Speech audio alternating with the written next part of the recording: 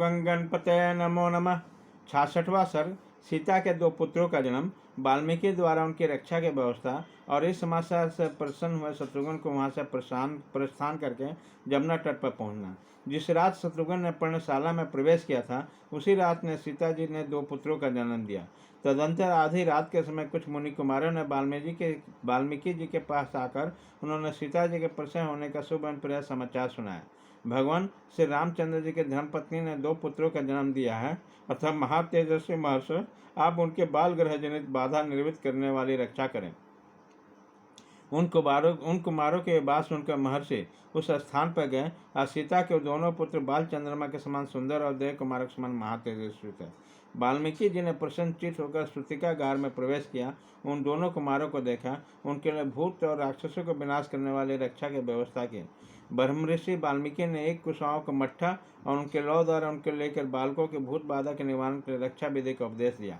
वृद्धा स्त्रियों को चाहिए कि इन दोनों बालकों में जो पहले उत्पन्न हुआ उनके मंत्रों द्वारा संस्कार किए हुए कुशों से मार्जन करें। ऐसा करने पर बालक का नाम कुश होगा और उसके जो छोटा है उसका लौ से मार्जन करें, उसका नाम लौ होगा। इस प्रकार जुड़वे उत्पन्न हुए वो दोनों बालक क्रमशः कुश और लौ नाम धारण करेंगे, अतः मेरे द्वारा निश्चित किए हुए इन्हीं नामों से भूमंडल पर विख्यात होंगे।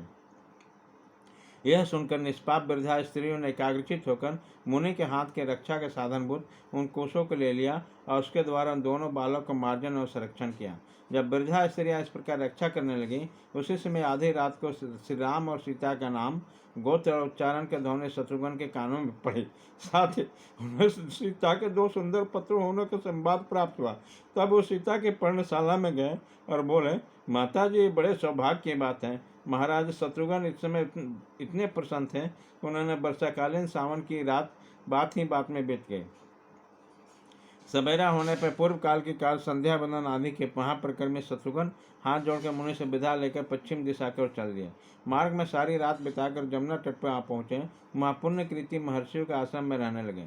महायशस्वी राजा शत्रुघ्न ने वहाँ च्यवन आदि मुनियों के साथ सुंदर कथा वार्ता द्वारा कलाक्षेप करते हुए निवास किया। इस प्रकार रघुकुल के प्रमुख वीर महात्मा राजकुमार शत्रुघ्न वहाँ करते हुए च्यवन आदि मुनियों के साथ नाना प्रकार की कथाएं सुनते और उन्हीं दिनों जमुना तट पर रात बिताने लगे।